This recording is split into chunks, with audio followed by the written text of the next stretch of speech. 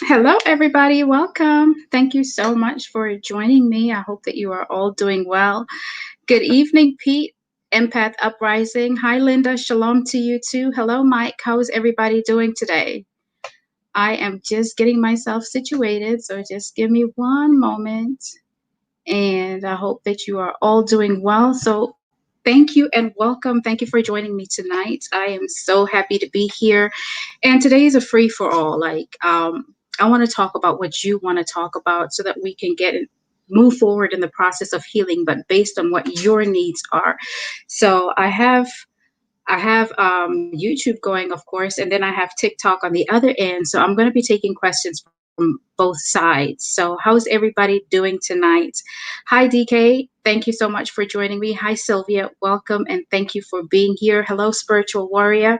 I'm so glad that you could join me tonight.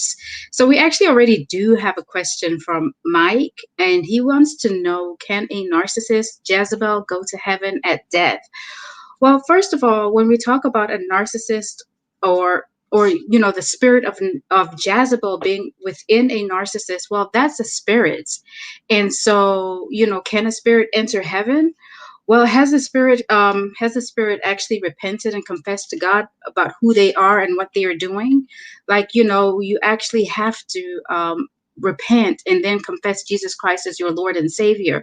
So, being that this is a spirit, I highly doubt that it would be, that it would seek repentance and then actually go to heaven. So, the narcissist, the person, remember there's a spirit that's inside of them, but that's not them, but they're being, possessed by that spirit. So they actually have to come to a decision themselves and say, you know what, I want something different. And a lot of the times you find that they will not do that simply because they don't see any error in their way, and so they decide not to do it. And so here we have it. I know a lot of people say, well, you demonize the narcissist too much. And I see a lot of those comments, but listen, it is what it is. Everybody had something happen to them in their lives. Everybody has some experience that caused them either to, become a codependent, or you choose to be a narcissist, whichever one it is. But it's a choice that was made. And so now why should we fall on sympathy for the narcissist for a choice that they make every single day? They choose to lie to you, they choose to abuse you, they choose to manipulate you, they choose to do all of those things. They plot, they plan, they scheme, and devastation is what they want to see. So when they're running around with multiple families, think about that. Think about the children that they raise and the harm and the damage that they do to them before you start telling survivors or people who are going through it that you must actually feel sorry for them and you must pray for them. They need to pray for themselves. You pray for them, but allow people, give people the grace to go through what they're going through without demonizing them and their experience. The narcissists make a choice to be evil, and that choice is on them. So that's what I say.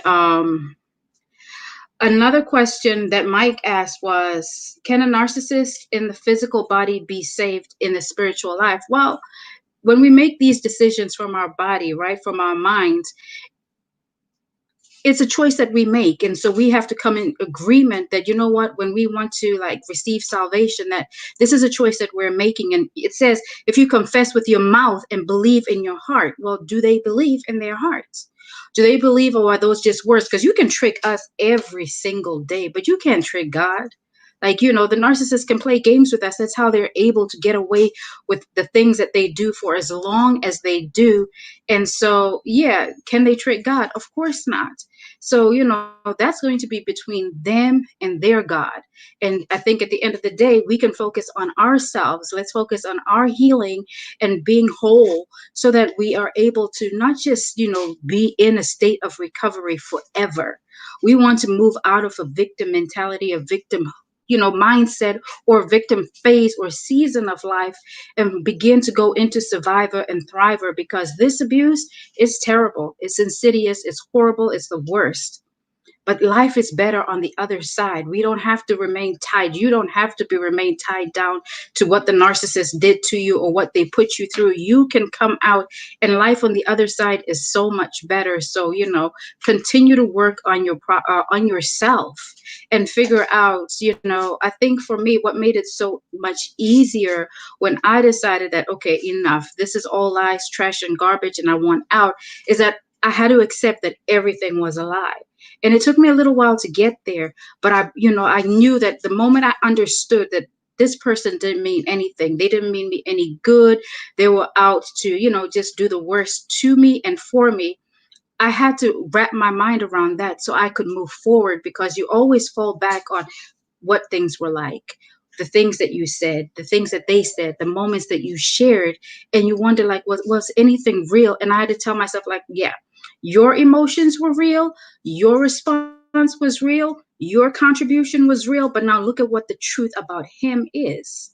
We can't ignore the truth about what they do to us. But don't allow that to keep you tied down or keep you from moving forward. You have got to be able to move onto the other side, because that's where your fulfillment is. And when you do the work, you really are, you're not going to when you do the work, you're going to allow yourself to be free from that bondage. And that's part of breaking the trauma bond. We talk about the trauma bond being so difficult to break, and so difficult to come out of. And it's very true, it is difficult, but it's not impossible. There are so many that are standing, they're standing on the back of the enemy right now, saying, like, listen, I broke the trauma bond, aka the soul tie.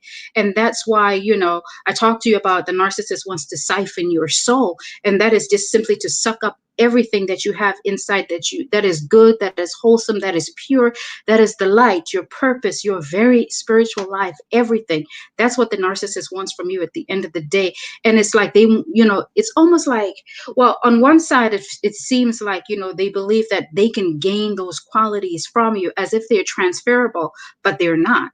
And then on the other side, it's like you see that who do they actually work for? Who is their leader? Who is their head? Who is, behind the scenes? And who's behind the scenes is nothing but another raggedy, dusty fool like them. I mean, like, the fruit doesn't fall far from the tree. So if we know that the narcissist is a raggedy, dusty, no good, double dealing piece of whatever, so is their father of all lies. And so they've been duped. And, it is just what it is, They just come and they do whatever. Yeah, DK says they want us desperate, suicidal, dead, or crazy. They want you, they really just want you, they want to project how they feel onto you, so that's how they truly feel. Those are the emotions that they may deal with, but those emotions are not transferable onto us. I mean, unless you accept it, they can want all of these things to happen to us, but in order for them to happen, we have to come into agreement with them. And so it's now, this is where we say it's time for you to stand. Don't come into agreement with that, refuse and reject everything that they're saying, because really that's what they truly want for you. So to tell me that they're not evil, or that, we need to be not demonize them. No, let's talk about what we're really dealing with it, because if we keep on dancing around it, we never heal. That's why you need to uproot things, or deal with things at the root. And that's why for me, I found it important to come from a spiritual aspect, because listen, I was raised in the church, and that's not to say I've never made any mistakes. I've made lots of mistakes. I had both my children out of wedlock, like, okay, but those are just, that's my journey. And I'm not going to come here and act like I'm a super saint or anything. No, I make mistakes every day, but I try to be better. Do I succeed? Of course not. But that's part of life, And I think when we strive to be perfect, we begin to put barriers on ourselves. Hello, on top. Welcome. And hi, Laura. Thanks for joining. But like, it is a spiritual war. And I spoke on my Sundays video about the Python spirit, and how that is it is so cunning, it is so deliberate, it is malicious, it's just evil, and all its purpose is to attack your spiritual life. Now, we can all believe in different things. I just said, like, I grew up in the church, but we all have different beliefs, and that's fine. But we still deal with the same evil, wickedness in high places. And so that's why that python spirit coils itself around your spirit and then sucks out your desire for life. It sucks out your desire to engage in any type of prayer, Bible study, or whatever it is that you practice, because it wants to siphon your soul. And that is all it is, period. At the end of the day, we know that, when we go back and we research throughout history and even different religions and practices, there's a side of good and evil. There's the light and there's the dark. There are always those forces that are opposing to each other. And so where do you think the narcissist came from? Where do you think the narcissist came from? Like, I spoke in that video and I was so shocked because I had to do a little research, because I felt like I owed it to you to come with a little more, a little more knowledge, about the history of it. And I've been studying it. I'm still studying it so much. And I'm just like, wow. And I can't wait to share more of it with you, but I have to fully understand it myself. But 31.2% of active ordained pastors, 31.2%, that was in Canada, they were tested, right? It was a national test done by the Association of American Christian Counselors. 31.2% were all on the scale for narcissism. So they all were narcissists. 31.2% of pastors. That was in Canada. In the United States, 384,000 different churches had been examined, or, fellowships. 120,000 of those pastors were malignant narcissists. So yeah, you understand that this is not just like, there was somebody who had a traumatic childhood or whatever. Yeah, they may have had I had a traumatic childhood. I was 4. Y'all know my story. I was 4. And I didn't become a narcissist. I'm not a saint either, but I'm not a narcissist. And so why should we have pity? We're told, like, you cannot be good and evil don't mix. Light and darkness don't mix. The light will always drive out the darkness. And so when we start exposing the narcissist, please don't allow people to gaslight you and take away from your feelings or what you're going through and make you feel like you now need to be a super saint and save the world. No, save yourself first. You can't save anybody until you save yourself. So worry about you.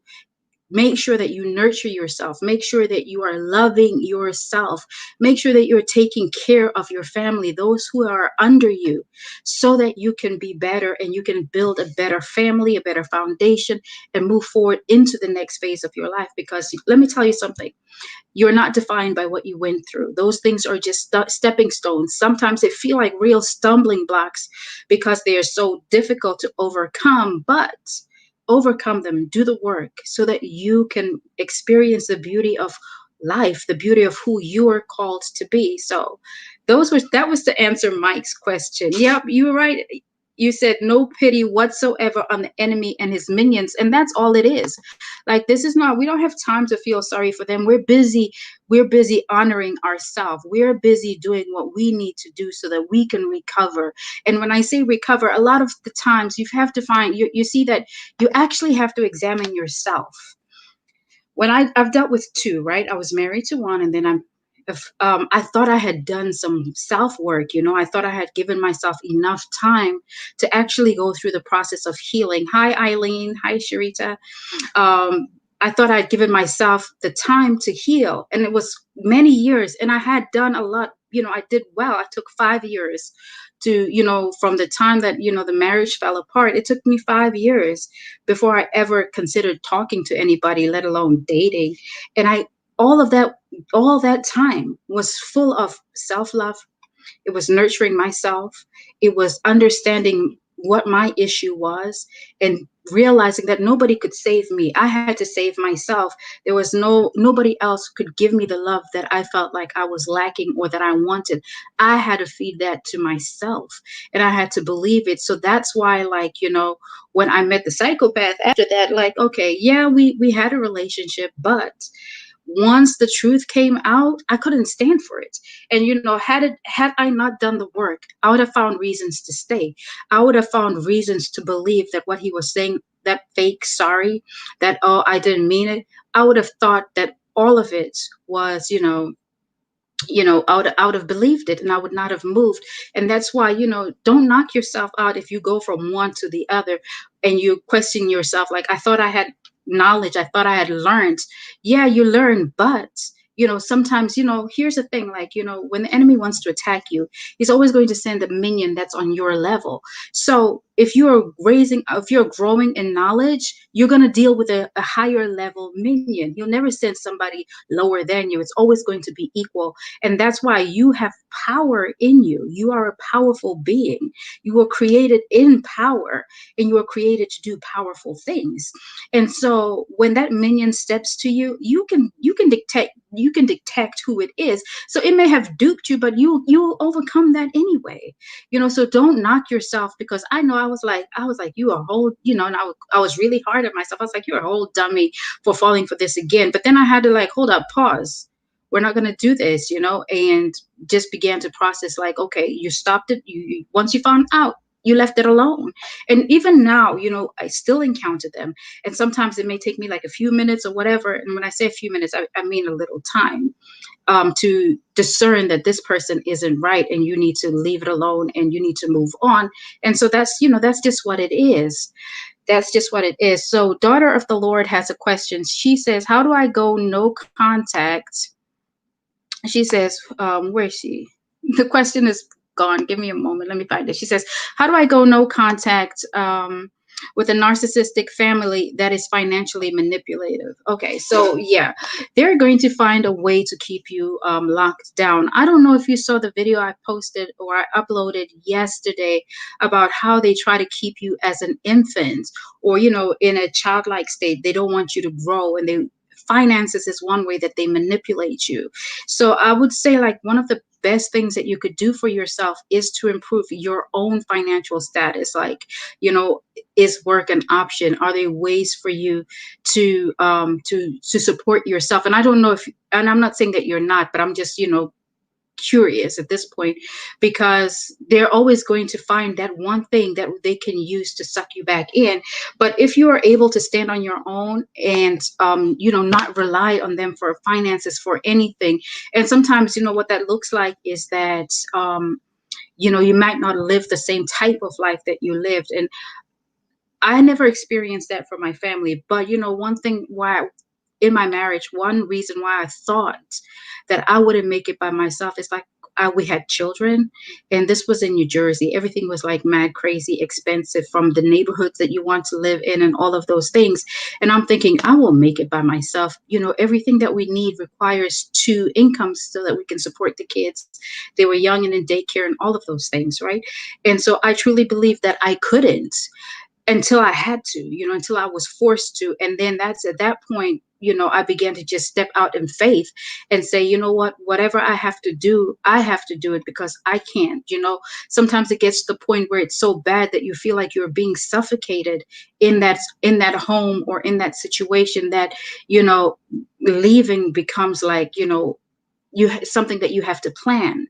And so it's like, what resources are at your disposal that you can begin to think about wisely, about how you can save, or set financial goals. What way can you pull back so that you can begin to accumulate some money for yourself, or like a saving, something that can help you feel like, okay, I'm going to be okay, give you a bit of a cushion. And at that point, just use all the knowledge that you have, and begin to start planning, like, where do I live, and who do I live with? Do I need roommates? Am I okay by myself? And do I need an extra job? Do I need to pull back on certain things? And take it from there. Because at the end of the day, this is your soul. You don't want to, continue to have people who are contrary to your peace speak into your life. You don't want to continue to deal with, the emotions that come with narcissistic families. I was talking to somebody a little while ago, and she was mentioning to me how she had suffered an autoimmune disease because of because, and you know, it all, from what we gather, it came from exposure to the narcissist. You know that these people, they're not good for your soul, they're not good for your spirit, they're not good for you mentally, psychologically, and definitely not good for you physically. So you know, there are sicknesses that you can get from them, and not just like, I'm not talking about STDs, I'm talking about like she had MS, and she did not start to begin to get stronger in her body until she separated. But you know, think about like, MS is something that takes away the function, your functioning, or how your body works, or how you're able to use your body. And it wasn't until she said, you know what, I don't even care anymore. If I have to struggle to take care of myself, or you know, go into a home, I'm going to do what I have to do. And it wasn't until she took that step that her reality began to change.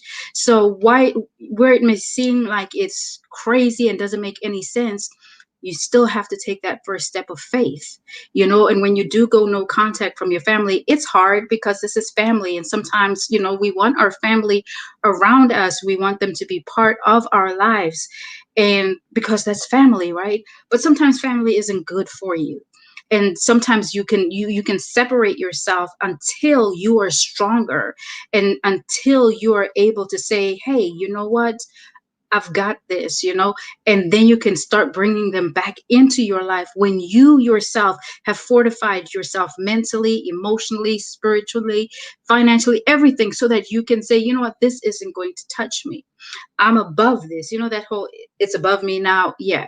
Don't engage until it's above you. And so even when it's above you, make sure, like, if you need to do limited contact, then do limited contact. What that is okay, you're getting 10 minutes of my time today, and I'll either, you know, and you, in fact, you can say, I'm giving you 10 minutes a week. So how does that 10 minutes look like? Are we going to talk once and it's for 10 minutes, or are we going to do it by twice for 5 minutes, or are we going to do it 2 times? I mean, 5 times for 2 minutes each. That choice is yours. But when you set a boundary for yourself, listen, your boundaries are there to protect and to preserve you. Period. It's got nothing to do with anybody else but you. And the only person that needs to respect your boundaries is you. The onus is always on you, never on anybody else to respect your boundaries. So, yeah, um, I wish you all the best as you try to, you know, navigate that situation. And thank you so much for the question. So I'm just looking to see what other questions are. So Monica says that she found some breathing exercises to send negative energy back to the narc, and that's that whole return to sender, because we are not claiming what's not ours. So they can deal with that energy, whether the narc is male or female. So yeah, great for you, Monica, and thank you so much for sharing it. And you're right, Tanya, independence is key in all areas. Freedom from them is the only answer. And that's the truth. You know, the longer, you know, as a man thinketh in his heart, so is he. And it's so easy for us to ingest what the narc is pouring into us, because a lot of times for some people, you grow up hearing it, you know, from childhood. And if you continue to stay in that contaminated environment, whether, you know, this is from family or from a intimate partner, even a work situation, as long as you stay in that environment, you are going to ingest some of that poison, and you're going to have to work hard to break free from it. And the moment that you are able to, you know, say like, listen, I'm enough, and step aside, that's when your healing starts. And when it comes to your healing, be so intentional with it. You know, this is your life, this is your sanity, this is your peace. And you know, it's a legacy that you leave at the end of the day. When you're gone, what do you want people to say? You know, when they're talking about your life, when you are no longer here, what do you want them to say? That she was scared, that she didn't want to take a step, that he allowed her to rule his life, that they allowed people who are in the grave to run them down? No. You're the author of your story. So take your pen and pen out the best life that you can for yourself. And listen, dream big, and just dream crazy big, because listen, you deserve the best. You deserve the best. And when you are the best, then we can enjoy the best of you. You know, nothing happens for, you know, for no reason. Everything happens for a reason. Nothing is coincidence. Everything is intentional that happens. And so when we find ourselves in these relationships or in these situations, I like to ask, like, what's the bigger picture here? What is it that I need to do to me so that I can become better, and then go ahead and share that with everybody else? And it's not that it's about narcissism or anything like that, or teaching on these things or talking about it, but as a woman, as a mother, how is that going to edify me when I know how to excuse me, when I know how to, deal with the pain that I've had. I don't want to raise my children. Oh, excuse me, Soraya. Soraya, can you give me some water, please? Can I have some water? Excuse me, y'all. My throat just went so dry. Here. Actually, I have a water bottle. I'm sorry.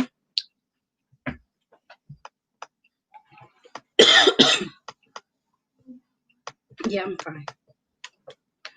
All right. I'm back. Excuse me. I'm sorry. So anyway, I'm gonna look for another question.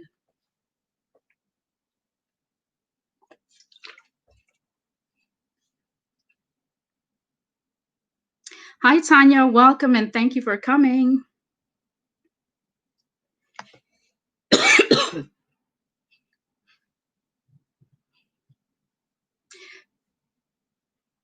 Congratulations, Monica. And sometimes you have to do that.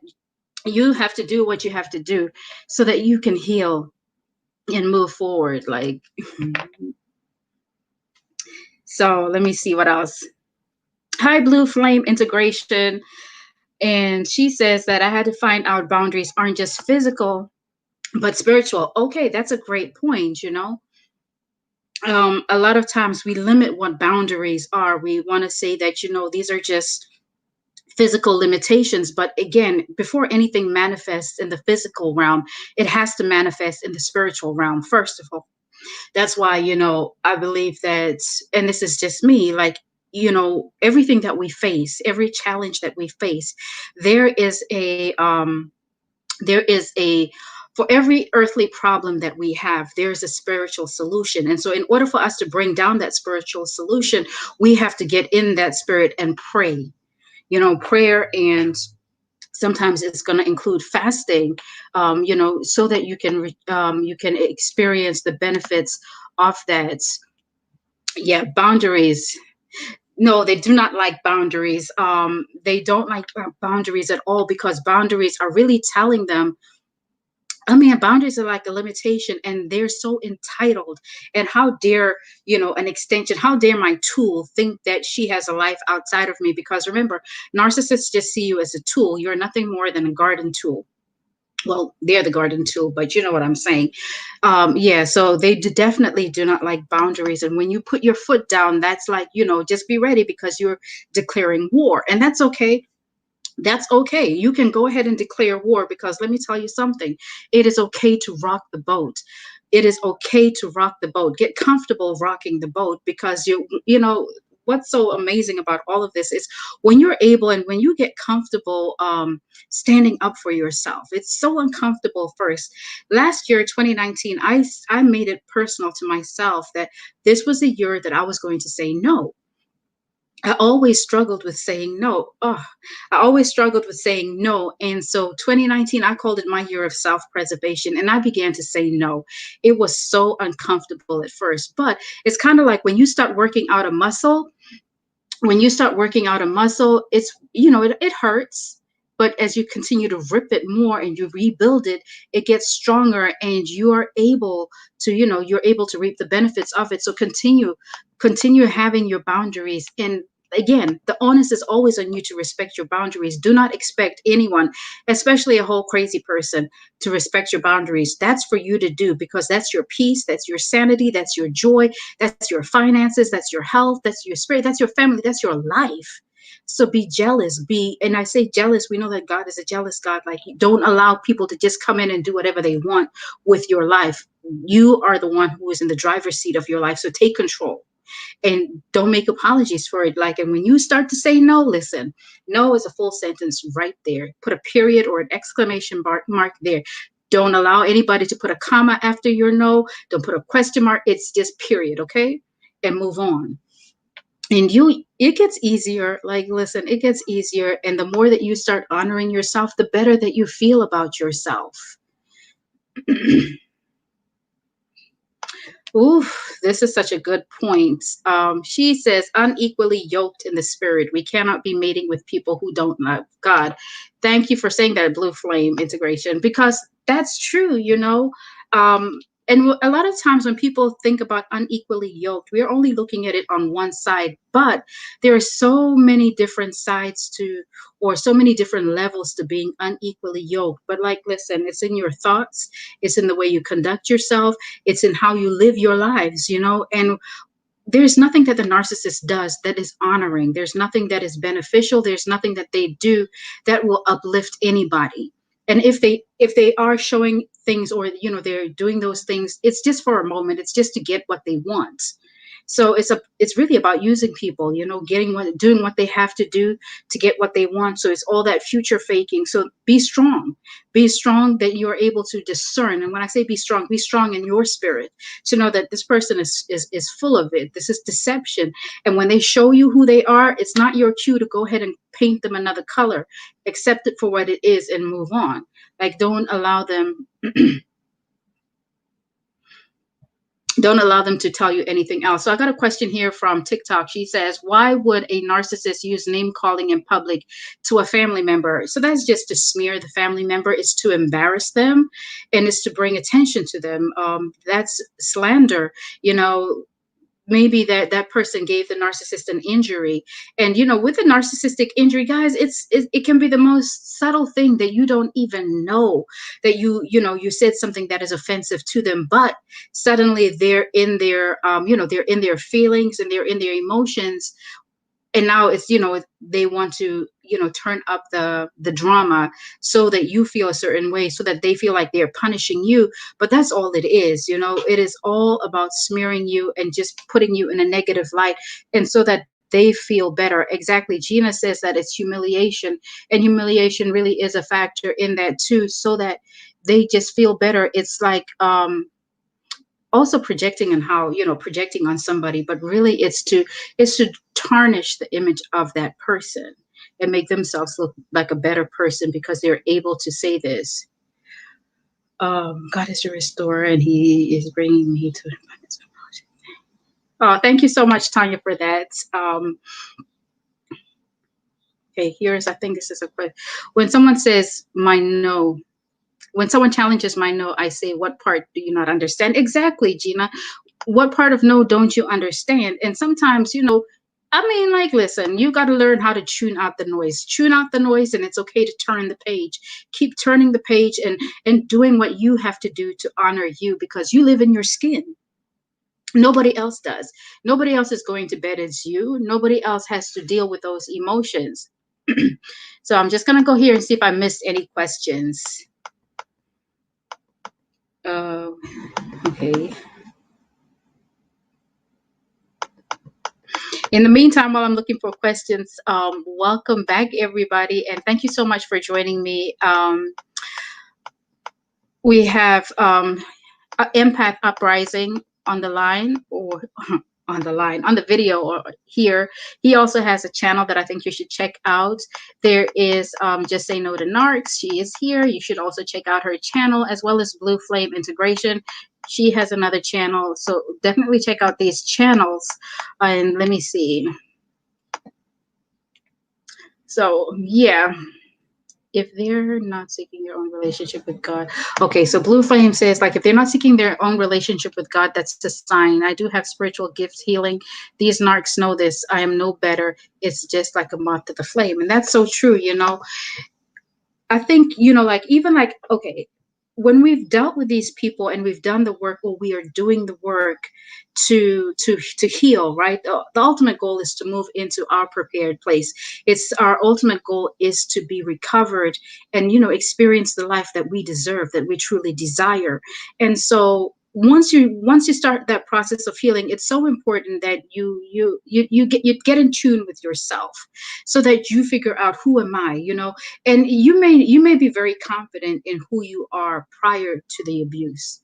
For some people, you don't know, but it's so important that you ask yourself, who am I, who am I after this narcissist, and what do I look like, who am I, what is my story, and get in touch with that person. Because it's one thing, going through this experience, it causes us to question ourselves. It causes us to doubt ourselves. It causes us to be unsure, like, how could I let this happen? And a lot of times we're bashing ourselves. But this is life, and don't wear that hat of shame.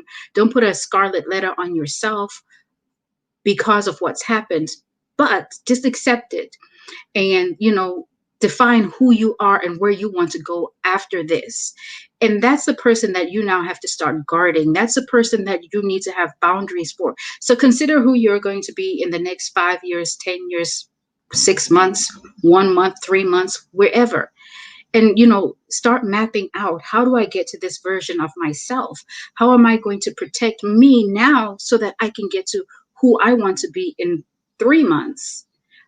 And that's one of the ways forward that I had to do, that I implemented for myself, so that whatever was happening on the outside of me, I was fortified on the inside. So whenever something didn't feel right or sound right, I'm able to say, you know what, listen, Joy, you got this, you can do it, take another step. You made the right decision, and you have to keep on moving forward. And just keep on moving forward. Don't deny yourself forgiveness. It's very important that we forgive ourselves for our engagement or our participation in this relationship. And it's important that you also do actually acknowledge that we all played a part. And I was a bit hung up on this one. Like, when I was coming out of the marriage, all I could see is, well, he did this, he did this, he did this, he did that. And a lot of that actually held back my own healing, until I was like, okay, but like all this he, but what about you? What did you do? And and I had to swallow my own pride, and I had to say, like, listen, you shouldn't have been in that relationship in the first place. And it was something that I knew, but because I never trusted myself, I still went ahead full steam past every even smiled at the red flags as I just went further down the pit. And I just kept on going until you hit rock bottom. But then you forgive yourself, and then you acknowledge that this is what happened. And now what do I do here? Who am I? Because it can either take us to the utter gutter of and we can become a horrible person, or we can become a shadow of ourselves. But it can also be something that actually helps us recognize that, oh, you know what, this area of me, I was insecure, I was full of self-doubt, I lacked self-love. Let me work on those things, and let's see what happens. And that's the process that I like to call making love to yourself. Once you start doing it once, and you keep doing it a little bit more and a little bit more, you begin to find that, wow, I am somebody worth loving. I am enough. Guess what? I've always been enough. And that's how your healing begins to go forward. Because listen, you're not defined by narcissistic abuse. I don't care whether those were your parents, whether it was just a love interest, whomever it was, they don't define you. You hold the pen to your own life. And so you can write this story any which way you want. Gina says, by the time I walked away from the narc, I admit I was behaving badly, but it was out of character for me. It was like behavior that I picked up from being around them. And that's true for not just you, but for so many people, that, we do pick up some of their patterns. And, sometimes it's because we want to put that on them, sometimes we want to, put that on them, or just make them feel the way that we felt. Because when I did to my ex-husband, I always wanted him to feel what I felt. I wanted him to, experience that pain. But let me tell you something, they don't feel like we do. They don't process these emotions. A lot of the times they sit back and laugh, like, I got you, or look how she's responding. Or they'll do that whole, they'll tell tell people whatever, like, watch her, I told you she was crazy, look what she's doing, she's losing it. And you feel like, wow, I'm so out of character, and now I'm being made to look like the bad person. You're not the bad person, you're just responding to what was a difficult situation, or you're just crying out. A lot of the times I feel like it's that child on the inside of us that is just screaming out to be heard. And so it acts up, like when we tell a child you can't do this, and they just start acting out and screaming and yelling and being a child. That's how I identified with myself, because I had a little girl on the inside of me who still needed to heal, so that she will, so that she could become better, and so that she could, be seen. And that's all it really is. And so it's so important to pull back in and focus on yourself, so that you can heal, so that you can grow, and so that we can come out of victim and move into survivor, thriver, and be the best that we can, you know. All right, so I'm taking a look for another question. Hello, my friend. Thank you for your help. He had no supply with COVID-19 coming around, and now hovering. What do I do now? Acting very much like this. Okay, so Patricia wants to know, he is coming back around. He's hoovering her because of COVID. There's been no supply. So some of the narcs have been put on a involuntary diet because of COVID. And you know what?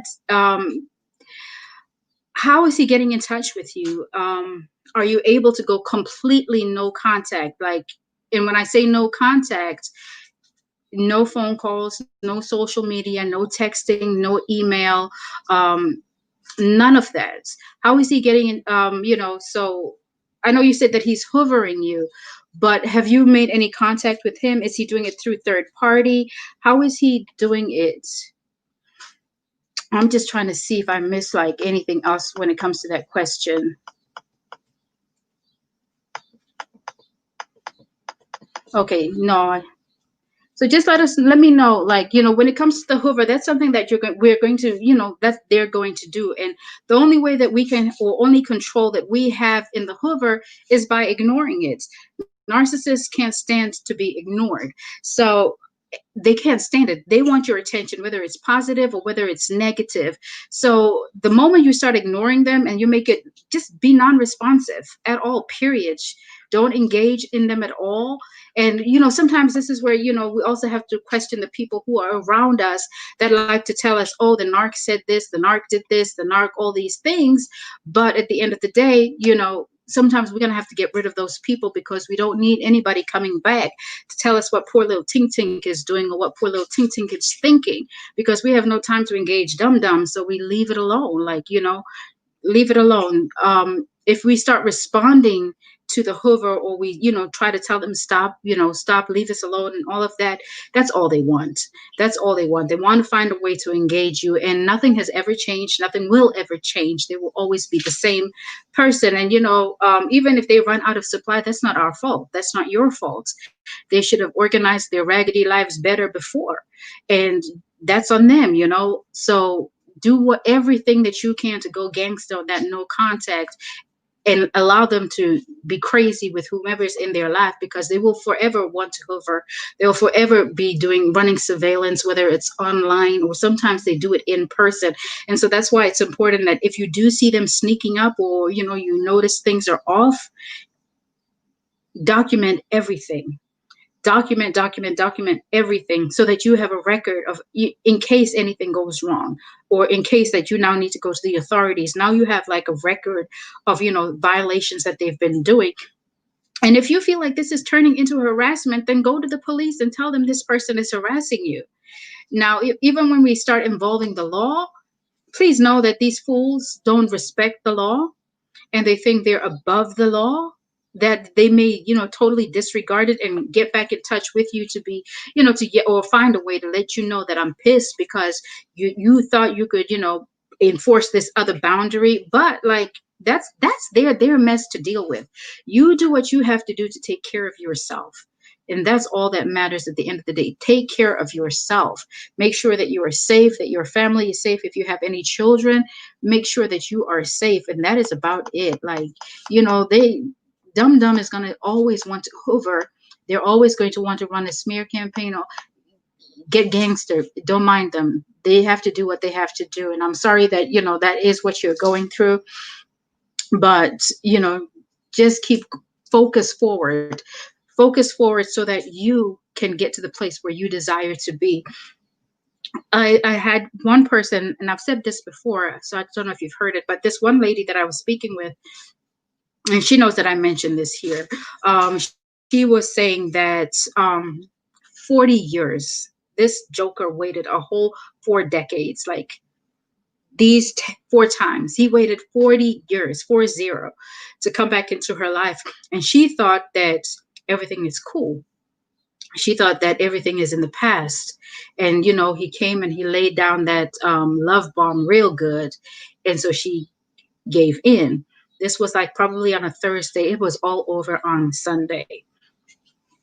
40 decades, and he devalued and discarded in a weekend. And now, you're starting over, because at 40 decades, you're not exactly the same age that you were when you first encountered them. And now you're feeling like, oh my gosh, I've waited all these years to go back to what was not good for me. So, those mess with your emotions. Never think that going back is going to bring a different result. It is always going to be the same.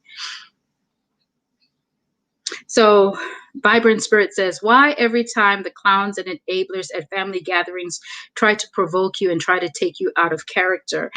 Oh, because they're clowns. That's why. And they want you to be part of the circus because they need entertainment. And so, they will push all your buttons just to be able to say that, look at her, look at him. They're doing exactly what I said that they would do. And so that they can, 1, become the victim, 2, make fun of you, 3, have ammunition against you, and really just destroy your reputation. And it's all for their benefit. It all gives them supply, and it feeds into whatever their ultimate agenda for you is. And so you've got to, when you see them doing these things, like, it's so important that you disengage. So disengage, that means that you have to walk away, shut it down, however you're going to shut it down. And sometimes someone will say, well, I don't like how you're making me feel, or you hurt my feelings. I'm sorry you feel that way, and move on. Sometimes you just have to walk out and leave. Disengage, disarm the narcissist, shut them down, and just move on. And don't be animated with it. Just be as boring and as dry as you ever could be, so that they have nothing to come back at you with, but just state the facts and keep it pushing. Mine used to tell me all the time, oh my gosh, you could have at least tried to make yourself look pretty today or whatever. And I'll be like, yeah, you're right. I didn't put enough effort. And I would just walk off. And at that point, he wouldn't know what to say, because he was expecting me to come back all emotional, like, how could you say this? And when I learned that that's what worked, I just did it. I would disengage and whatever I could do to shut it down and move on in peace. Because listen, your peace of mind is everything. And if you got, and listen, let me not act like it didn't hurt me, because there were days I would go and cry about it. And that's okay. Go and cry, but don't let them see you cry. Go and cry in the bathroom, lock the door, get in the shower, do what you have to do to release those emotions for you, so that you can process it going forward. But don't allow them to see you like that. Don't allow them to see you like that.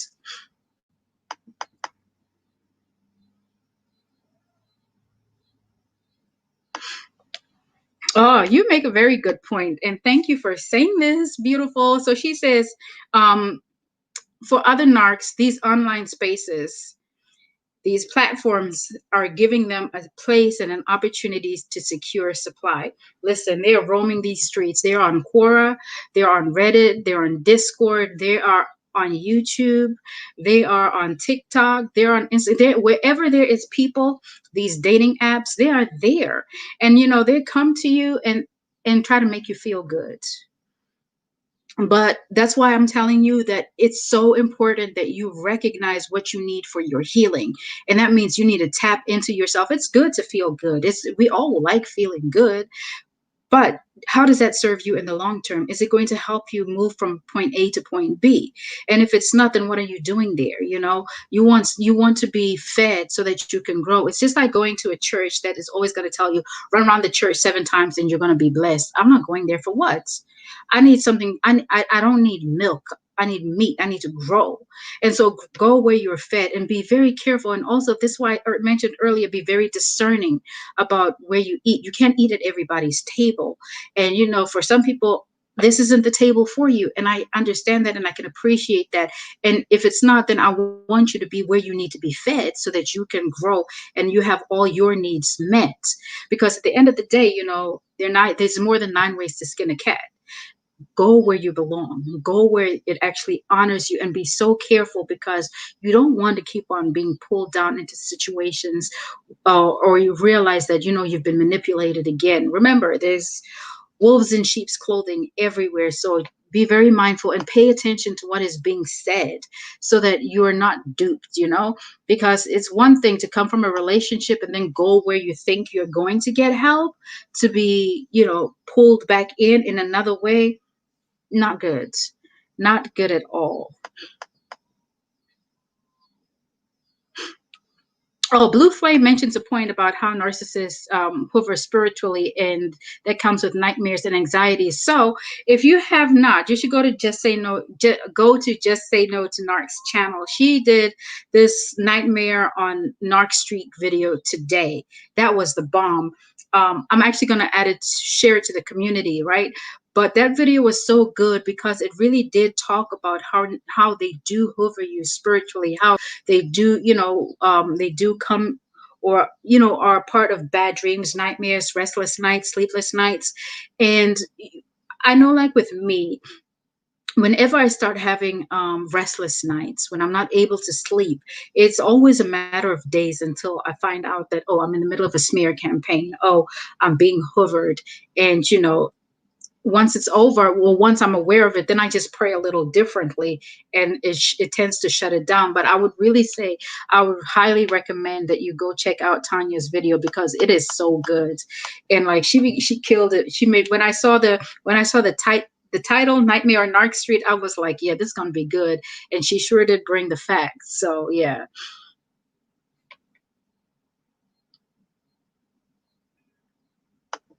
You see, and yeah, when it comes to hoovers, the narcissist will use any and everybody. So it could be flying monkeys emailing you, but once and then try your very best to stay away or stay out of it so that you can continue to move forward.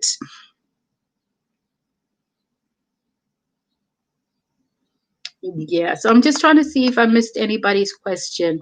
So just bear with me a moment. I don't want to leave anything on the table. Yep, healing through inspiration. Welcome and thank you for being here, guys. Thank you so much for tuning in and being part of this live with me. I appreciate your time. I think time is so precious because it's one of the resources that we can generate ourselves. So once it's gone, it's gone. So I thank you for taking time to hang out with me tonight. I don't take that lightly. So I appreciate you all. So I'm just double checking to see if I have missed any video, any questions. Okay.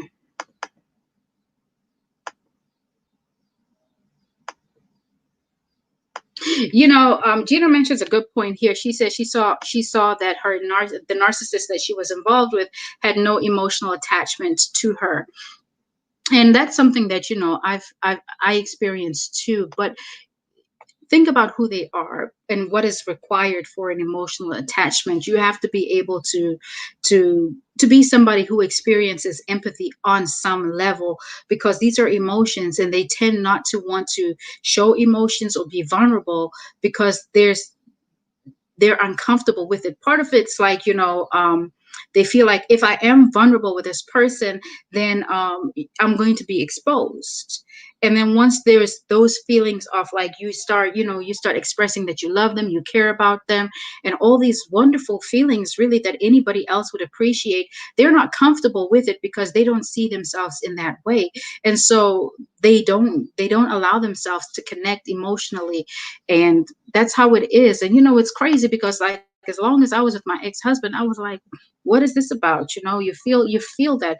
But then, when you're like how I was as a codependent, I could fix anybody and anything in my head when I was only hurting myself. And so, healing is important, guys.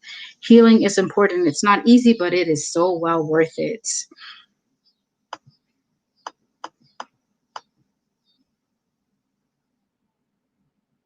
Oh, Blue Flame is on fire over here. She says they're master projectors and many are spiritual sleepwalkers, and that is that is so true. This is kind of like some of the things when I said earlier that I'm working on some material for a few more videos that are, more on the spiritual aspect or the spiritual side of it.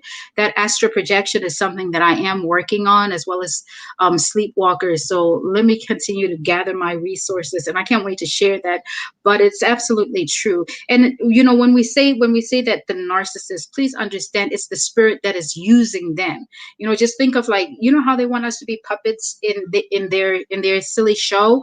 Well, they are puppets in our, they're puppets to their crazy leader, to the devil's show. Like, he uses them. They are his puppets.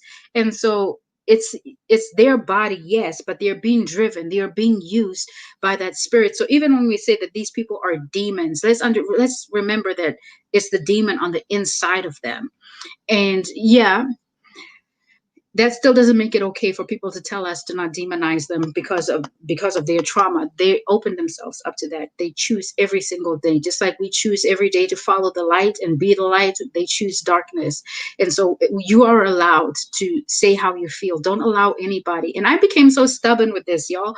I became so stubborn about being able to express how I feel. I'm sick and tired of people telling you, and I see comments and I delete those in a heartbeat, that say, oh, you know what, you shouldn't feel that way. No, you're allowed to feel how you feel.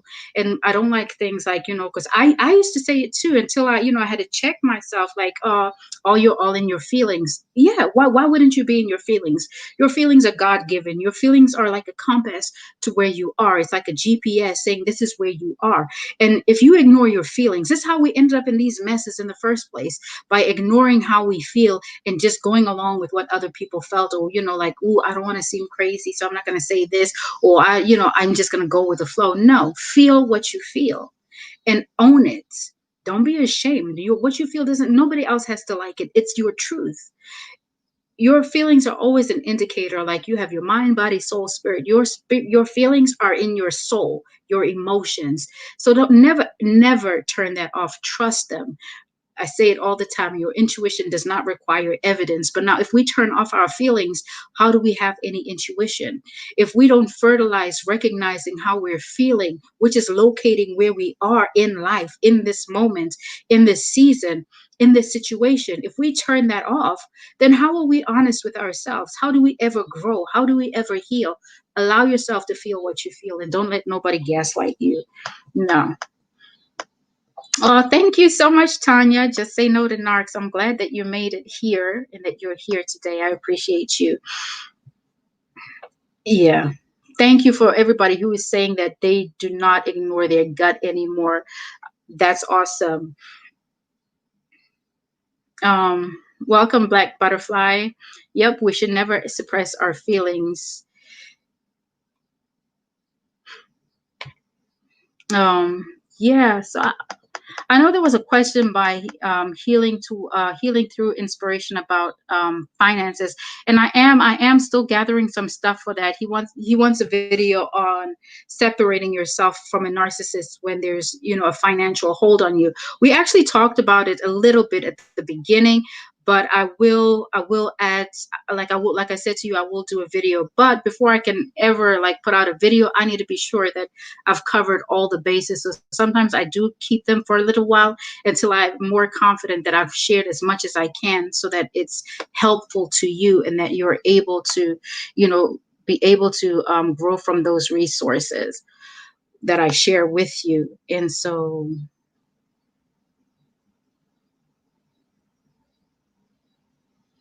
yeah, so that was that. I had somebody question me about what was this, about the female narcissist. She wanted more about the female narcissist. Like, she's still dusty, she's still raggedy, she's still no good, she's still up to no good, always want to be bougie but just ratchet.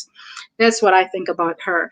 But with a female narcissist, like, I did put up a video about, like, when she's your friend, but it's really the same as, like, even when we encounter them, like, sometimes they seek out people to be their friends who are, they feel like, oh, and these are your clout chasers, the ones who want somebody pretty, who want somebody sexy, just so that they can be affiliated with that, and be able to say, well, I know Edith and Callie, she's gorgeous and she's this and she's that, and I can attach my name to Edith, and everybody will say, oh, do you know that she knows Edith? Yeah, I know Edith, like, we cool. And that's what they really do, is just to be able to attach that, but at the same time degrade and devalue that person over and over again. And so, the female narcissist, I'm gonna post up that video in the morning, so you'll be able to see more about it. But like, yeah, she has, so there's so much material on that. But be careful with her. She's very cunning, she's very malicious, she's very patient, and she's out to really cause some damage. And I feel like it's so terrible when it's a woman, because women are nurturers, and I guess it's because I'm a woman, maybe I feel this way because of that too. Thank you so much, Tanya, I appreciate you. Because we see women as the caretakers of society. They become mothers, but they don't nurture their children, they don't love their children, they use their children. Their children are pawns. There's no love given to the children, there's no security, there's no comfort, there's no validation. And so as a child grows up from that situation, what can life look like, really? Like, how good will life be when the mother has always talked down on them, when she's always been the one to break their heart, to be the one to be the bearer of bad news according to whatever she lies that she's manufacturing? You have them where they're the same women that make their children believe that they're sick. I can't think of the name of that, but they do all these things just so that they can get their feelings or their needs met, which is totally, it's totally disgusting. And like, I'm always stunned when it comes to them, like, and I can always be rendered almost speechless, because they just don't care. And this is your females, your males, they don't care. They're, yes, Sylvia, they're very, and Adrian, they're very, very envious, especially like when their teen daughters start to get older and their bodies start to develop. Now they're seeing like, oh, this person is stepping forward in youth and in beauty, and she's got all the curves and everything is right. And now when they look in the mirror, they see themselves, they see their lines, and they see things are not sitting as high as they used to. And so now, it's that envy and that jealousy that she, looking at the child. And then also, they're also jealous of their daughter's relationship with their fathers, because maybe things didn't work out with her and dad, or maybe the dad genuinely loves his daughter, and so he's very supportive of her and he does whatever he can for her. But the mother's jealous, like, this is your own flesh and blood, this is you, don't care. The child is going to be used to the child is going to be used as a pawn, period. That is it. So Linda says, how do you save the child? Would this be like your child? Yeah, much. Yeah. If you can't remove the child from that situation, you are going to have to be able to, or, if the child can get therapy, I would highly recommend that, so that the child is given the right tools to navigate and to just live under that mother's care. Another thing is, to pour so much love into that child and to speak life into that child, and wherever possible to create new experiences that validate this child, so that they're able to see life through a different lens. It's one thing if all they experience is the hate and the fury and the jealousy, the competitive nature of their mother. If it's one thing if that's all they see, then what hope do they have? But if they're shown something else, that what, there's more to life than who she is, and you are worthy, and you are worthy of love, and that you are enough, and let's go hang out here, and you can see another aspect of life. You can see people who are healthy and engaging in healthy relationships. It gives them another perspective, it gives them another way to view life, so that they don't give up hope. So whenever you're around this child, show them so much love and compassion, and remind them that they're still worthy, and if they can get out, then that's the very first thing I would suggest, to remove the child from that situation if it's possible. Yeah. Oh, thank you so much, Patricia, Adrian, for being here. I appreciate you guys so much. So I'm trying to see what else did you want to talk about tonight? I was busy debating. I was like, do I come on with a topic, or should I just start off with like questions and answers for today? And I kind of just wanted to see where you are and what you want to talk about. And because it's my first one by myself, so I just kind of wanted to see what the feel would be and just go with the flow from there. But oh, you're right. Saving yourself is saving the child. Let me show this question here. And I'm going to tell you a little story. Thank you, Tanya, so much. So, saving yourself is saving the child. Like, for a long time, I grew up with both my parents, right? And I still have them both in my life, and they're both active in my life. They're good parents. And I would always fall back on, like, well, you grew up with both your parents. So, why do you want to take your children away from their father? And I would be like, well, our relationship was really unhealthy. Thank you so much, Edith. I appreciate you. I would say, like, my relationship with their father was terrible. It was horrible. And it was everything from the emotional abuse, verbal abuse, physical abuse, and they were experiencing all of it. And it actually, because I would go back and forth, like, oh, I can't because I'm not financially steady by myself and I need him for this. Meanwhile, I was the one already doing the most in the household. So I was just like, no, you know what I'm going to do?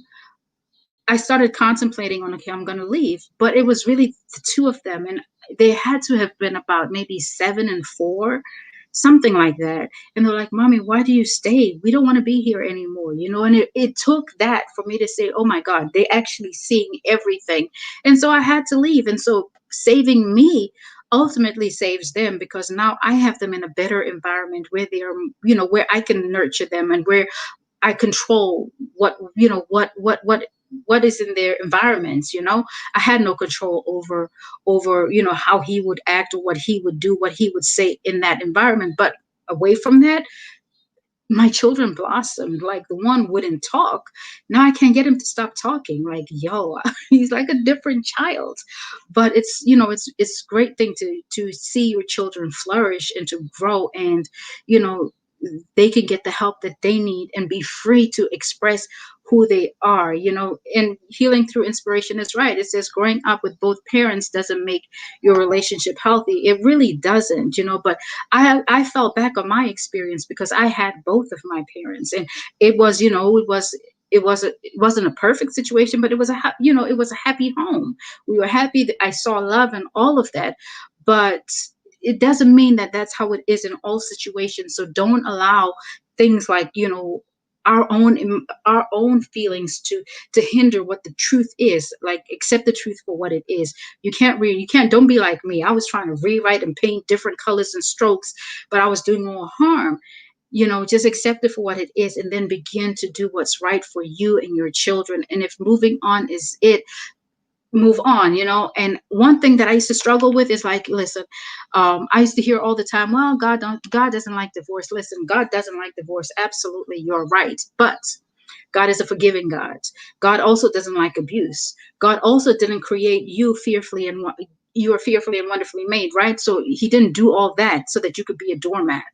It's not every marriage that is joined by God. Some are joined by our flesh. Some are joined by our emotions. Some are joined by our insecurities. So recognize what your truth is. Pray, fast, do what you have to do to get peace, but move on. Move on. Like, listen, you, where's your life going to go? Where are you going to end up if you have devoted your whole life to a psychopath? Like, what good is going to come out of that? Like, even the Bible tells us that evil and light have nothing. I mean, light and dark have nothing in common, and it teaches us to reject evil. So if we can all agree that the narcissist, sociopath, psychopath are evil people, what do you want to stay there for? Your love cannot fix them. That is the love of Christ, and Christ died on the cross for them. So if they want healing, they can go take that up in their own time and in their own way. You worry about yourself. Get healed, whole, wholesome, and then live your life. Let them figure that out in their own way. And if they do, then that's their business. But, like, they're no more part of our story, and it's okay, being able to say like, oh, well, I have a failed marriage. Okay, so I have a failed marriage. So what? I'm still living and breathing. Doesn't make you a failure. It is what it is. So don't allow people to make you feel like, that you're not worthy of experiencing a good life or experiencing the joys in life because of how they want to paint a picture. No, move on. Yeah. So you're absolutely right. They do need to grow with God on their own. Absolutely.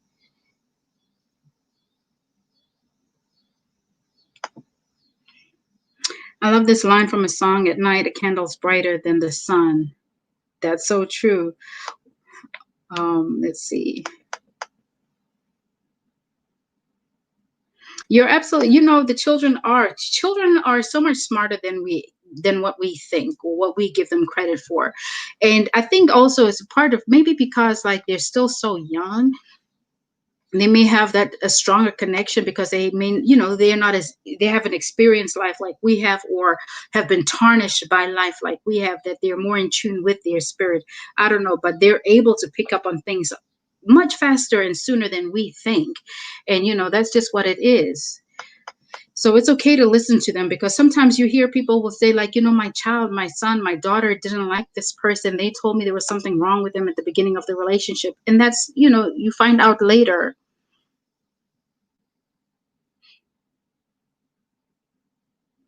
Okay. So Amy says, can you speak on having to leave the biological family due to the narcotic abuse by siblings? So Amy, are you like still in the house? Like growing up? You still under that family house? I'm trying to figure out like an age bracket so I can kind of like know where to go with this, because if you're old enough to be able to live on your own, then that's what I would suggest, if you can leave home. But of course, there are steps before you leave home, because you don't just walk out and say, I'm out, peace. You've got to be able to take care of yourself. You've got to be able to stand on yourself, because like the longer you stay in an abusive situation, the more poison that you're going to ingest, and the more difficult it's going to make your journey. Now, while you're in the home, I think that it's important that you set up, oh, you're all grown up. Okay, so you're all grown up, so everybody's on their own. I would suggest that, go no contact as much as you can, and if you can't, limited contact. If everybody's all on their own doing their own thing with their own families, then you control when you see them. Don't allow them to suck you into, hey, you've got to come over here. It's easier for you to say, I'm not able to. Or if they're pressing you for an answer, you can say something like, listen, I need to check my schedule, I need to check my calendar, I will let you know. And at that point, you can go back and tell them like, listen, I have a prior engagement, I cannot make it, but don't ignore how you feel about a situation. It's also like, when sometimes you see the phone ringing and you see the name flash on the screen, and you're like, oh, I shouldn't answer this call, but then you answer it, and then afterwards you're feeling bad because you answered it. Same thing, know when to say yes and know when to say no.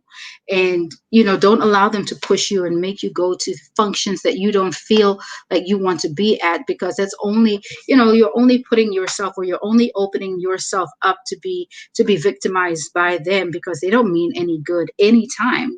So be mindful about that. Like, honor what you want to do. So if you don't have to, and if you don't want to, you don't have to. That's what I would say about spending time with them. uh, yeah. Is narcissistic behavior contagious? You're either a narcissist or you're not. You may pick up some of their traits, or you may exhibit some of their traits in anger or in frustration. But like, I'm trying to, I wouldn't say that you could become Well, it depends on the age of the person. I think, their bitterness can be something that you would experience, or even, certain traits, but that doesn't make you like a full blown narcissist. But I think it's very possible that you can pick up narcissistic traits from another narcissist. Like you may, you've watched them get what they want. You've seen them, how the sense of entitlement works for them. And so now you decide that, you know what, I'm going to do those things because it's been working for them. And, you begin to operate. Think about like with parents, and children, how some children end up becoming narcissists because they are surrounded by their, by their narc family, their narc parents. So consider that, this is time. I mean, like, that child has time to develop into a narcissist. But like as an adult, I think we may just pick up traits and work on them, or, we may just become an overall toxic person. But I don't know about like becoming a full-blown narcissist. I would have to research that, because I believe it's like they say between the ages of between 7 and 12 is when that is fully developed. So we're past 12, some of us a lot more. But no. And sometimes we feel like we're becoming narcissistic ourselves because we're standing up for ourselves, and that's a total different thing. Because I've been told, like, listen, you're a narcissist. And I'm saying, simply because I'm standing my ground, simply because I'm saying no, simply because I won't allow you to walk all over me, people will consider that you're being narcissistic because I'm stubborn with my boundaries. But like, that doesn't make you a narcissist. That does not make you a narcissist. So I know sometimes when we're reclaiming our identity and reclaiming our power and we're standing in it, it may feel that way, but that does not make you a narcissist. Oh, here we go. Karen says that then you know where I am, holding back supernova, because like when you go supernova, it's kind of like you're giving them what they give you, and they cannot take it at all. So when you start standing up for yourself and you saying, oh, okay, this is how you want to give it, okay, so I can give it back to you like that, then they want to tell you that it's, that you're the narcissist in the picture, which is not true. You're just giving them what they're giving you. So here's the question I wanted to highlight.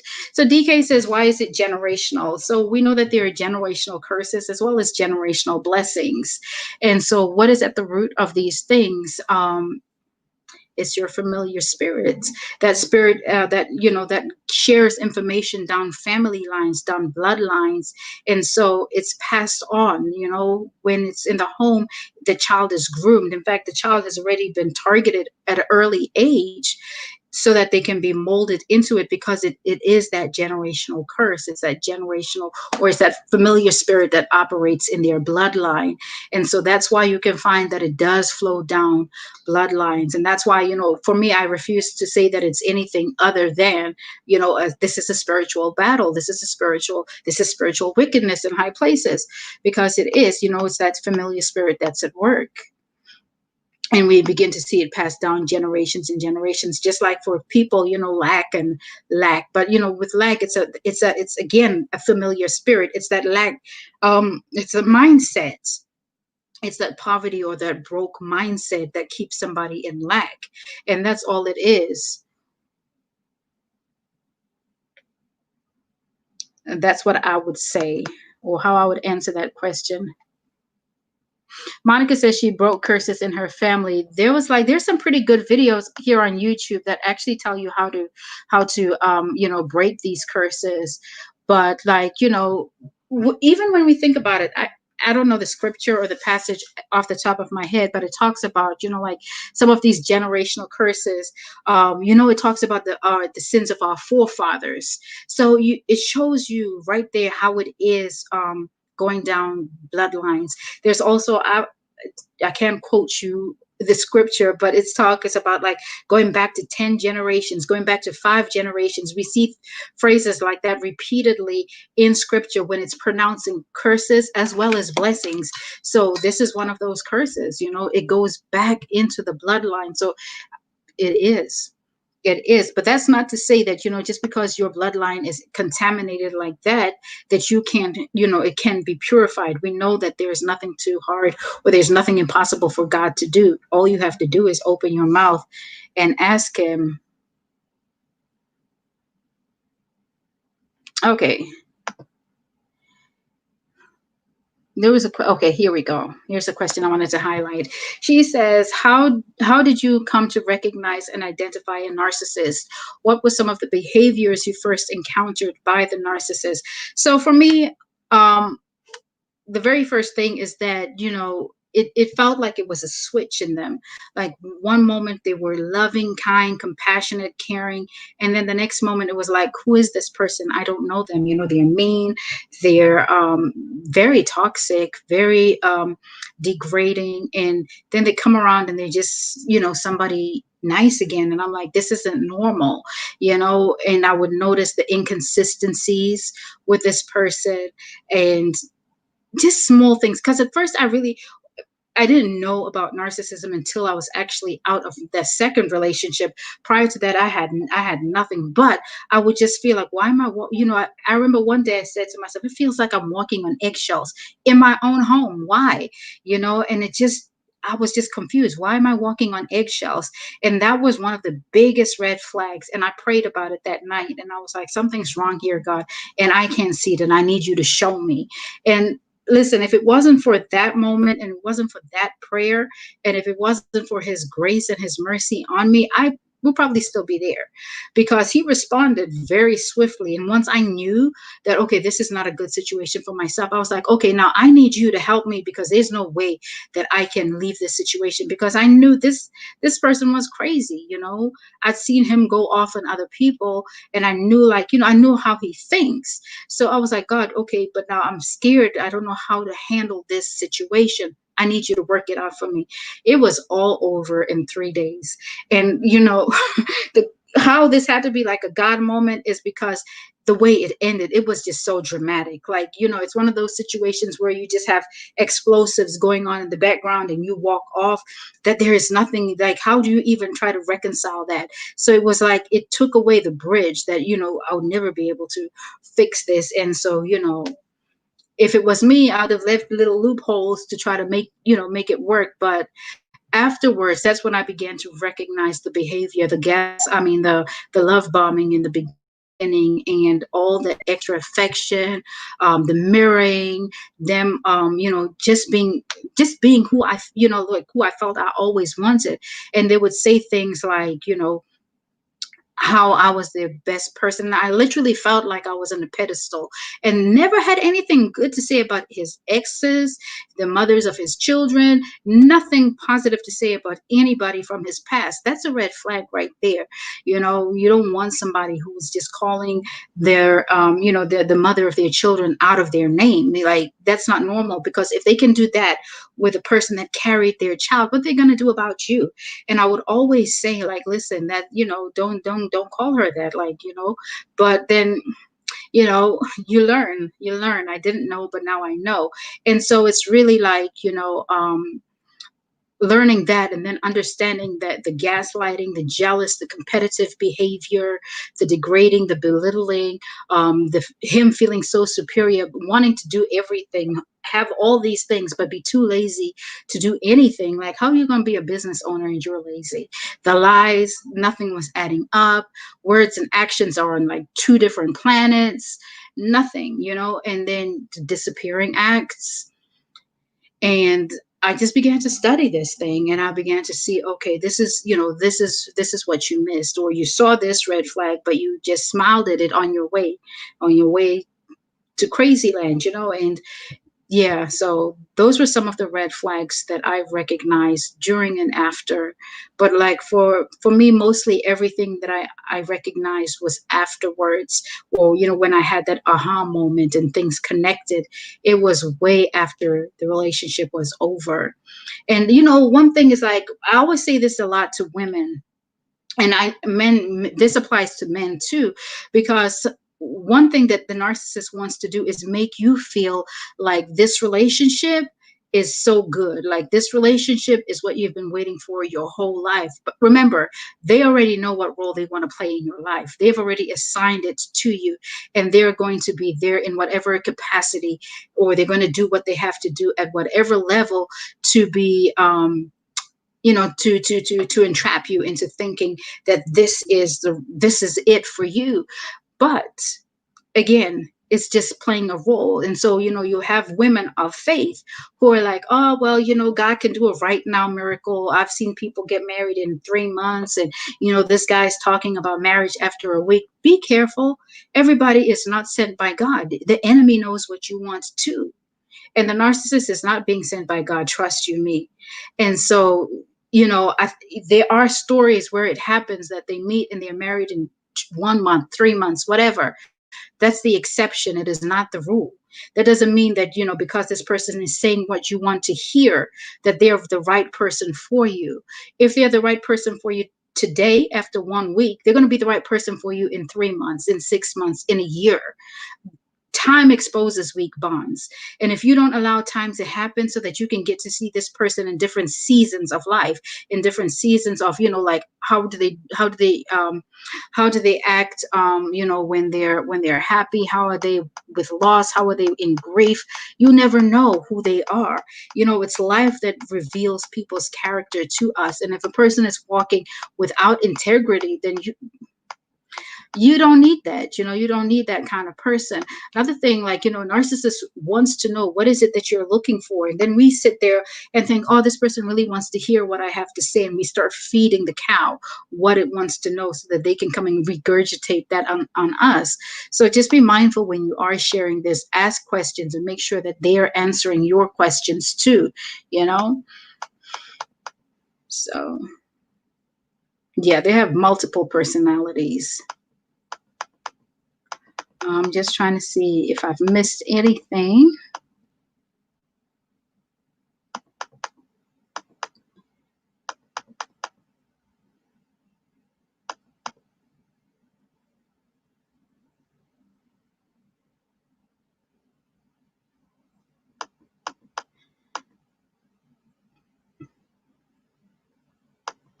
Yeah, narcissists are disgusting, y'all. I'm just looking at this, like, they're so disgusting.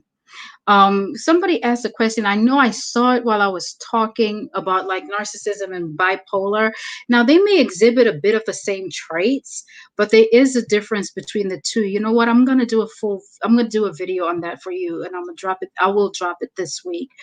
Narc and bipolar, because I'm almost finished working on it. So I will drop it. But there are some traits that do make it seem like, um, is it a narcissist, or are they bipolar? But there are some key differences. And I'm gonna do it in the video separate from this so that I can go in and, give you the facts and statistics on that too. But let me see if there's anything here that I have missed.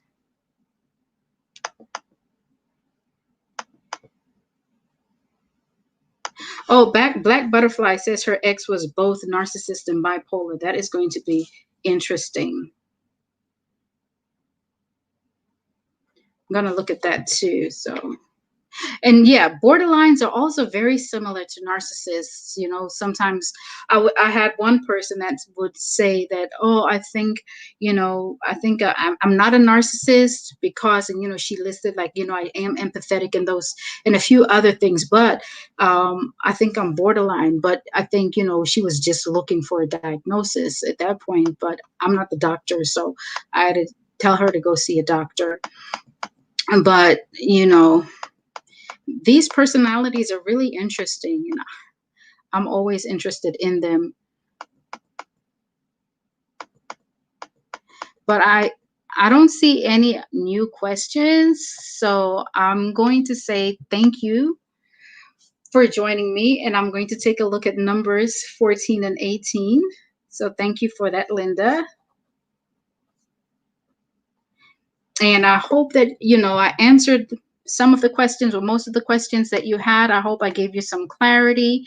And if you guys have any other videos that you want me to work on or to share, because the videos are not really for me, But I want them to be something that helps you in your journey. So if there's any way that I can help, then definitely put in the video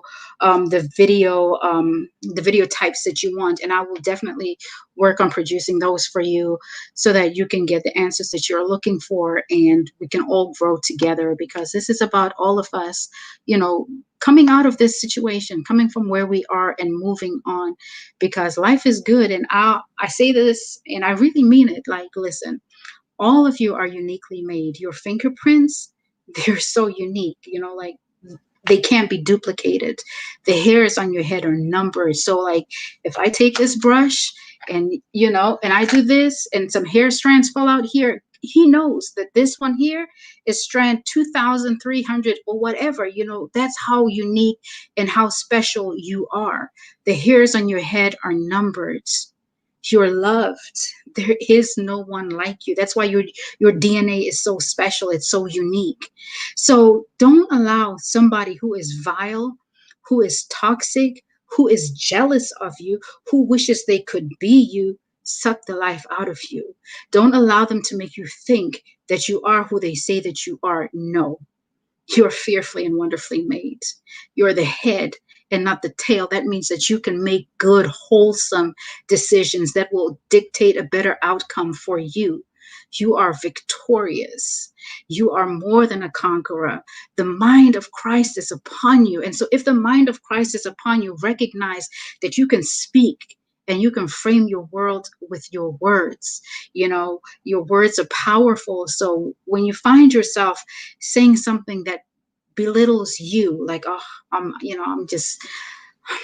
no good, right? Let's go with that one. I need you, when you say those words, when you say, and I don't care, whatever it is, whatever negative statement that you say about yourself, I want you to hear me say this, like, listen, you're talking about my friends, and I don't like it when people talk negatively about my friends. So friend, I need you to go stand in front of the mirror and apologize to my friend, because my friend is not who you say that she is or that he is. My friend is royalty. My friend has been called out of darkness into the marvelous light. My friend is goodness. My friend is love. My friend is more than enough. And so remind yourself. And when you do say those things, I need you to apologize, because we're not doing that over here.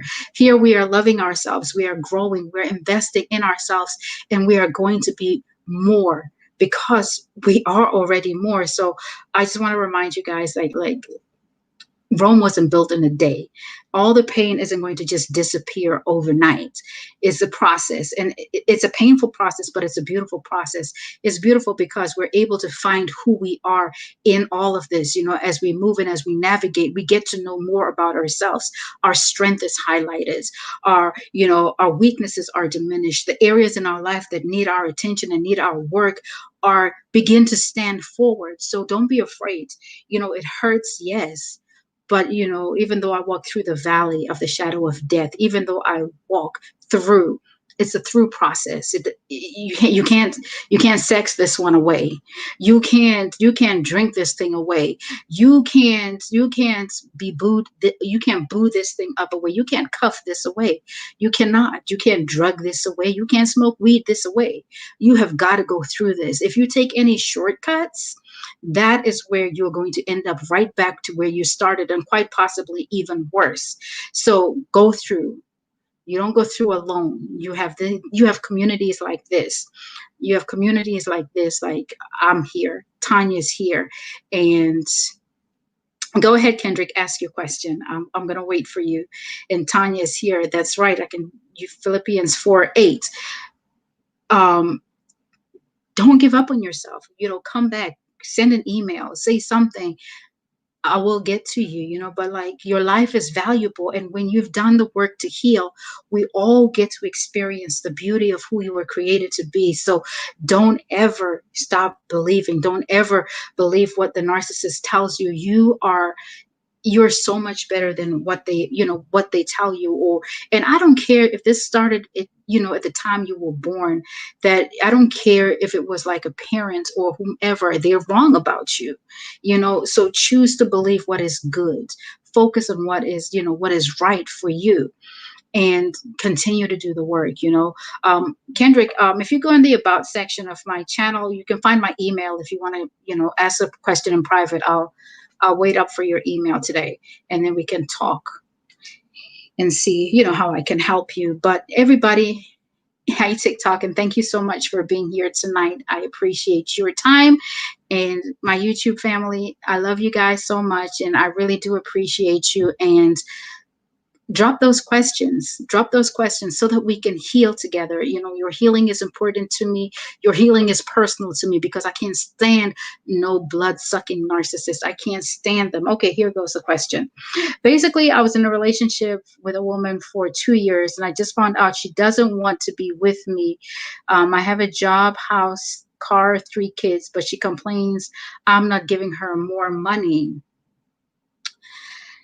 She complains that you're not giving her more money. Are your children with her? Are these children with her, Kendrick? I'm going to highlight the question so everybody can see it. Okay, so here's Kendrick's question. Do you know whether this woman is a narcissist or not?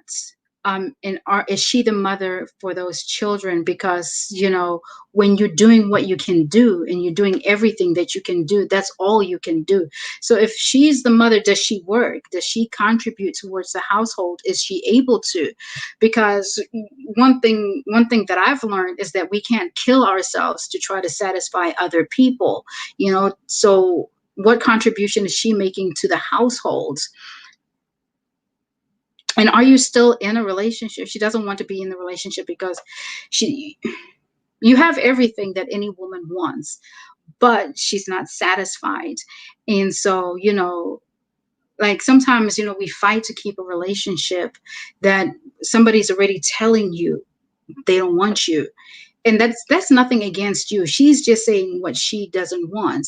And you don't want somebody who doesn't want you. You don't want somebody who doesn't value the input that you are bringing into the relationship. Like, listen, I don't know a woman in her right mind who doesn't want to be with a man who provides a home, who takes care of home, who has the basics and everything that you need to move forward in life. You have everything, and she just wants more. There's somebody better who will receive you just the way that you are and with what you have. But you can't, you know, if you allow her to tarnish the way that you see yourself or how you feel about your contribution, you are, you know, you're taking away from who you are and the effort that you put forward. I would say, you know, like whenever somebody's telling you, thank you so much, Uniquely Made. God bless you too. And thank you for being here. But whenever somebody is telling you that they don't want you, just take it for what it is, you know, and let it go. And I know it's hard because I was the fool that held on. I always say, like, I did so much to hold on. And that's why I can say, like, I've been a fool, because I did way too much. But like, if you've been doing stuff and you've been doing good and everything so far, we've had tough moments, but lately she's become materialistic, and that's a problem, you know. And if she's telling you, then you've got to free somebody up, because let me tell you something. The longer you keep holding on to who doesn't want you, the longer you keep yourself away from your desired fulfillment. There's going to be times when, you know, you're going to have to decide, like, okay, because we can't tell you, like, you know, walk away from this, but do what's honoring you. Is this the person that you want? Because if you give into this now, what else are you going to be holding on? What else are you going to be tolerating or having to put up with her in the future? You know, cut your losses and move on. This is not, you know, somebody who loves you, somebody who is appreciative of the things that you do, doesn't talk to you like this. They don't belittle what you do. They don't take for granted what you do. They are there to support you and to honor you throughout it all. So, you know, do what's going to honor you. You know, you're not here to take care of somebody's needs like that, where they don't even acknowledge or are appreciative of what you're doing. So, you know, no. But if you, like I was saying to you, my email is in the about section. Go ahead and email me, and we can have a chat together, and then we can, you know, because I have a lot of questions, but like, if you email, we can set up a time and we can talk. So everybody, I thank you so much for being here. And I thank you, let me thank you so much for how you jump in comments and you help one another out. And there's so much healing and there's so much knowledge there, because like I say this, like I'm one dimensional. I see things from my lens and from my experience. But when you guys come in and you share your experiences and your perspective, we become three-dimensional and we're able to get the bigger picture. So I appreciate you so much for doing that and for demonstrating so much love for one another and being respectful. I appreciate you all, and thank you so much for being here. Don't forget to drop the videos that you want me to work on for you, and I will start getting to work on those. And I'll see you next Tuesday. So thank you so much for being here tonight. Take care of yourselves and take care of each other.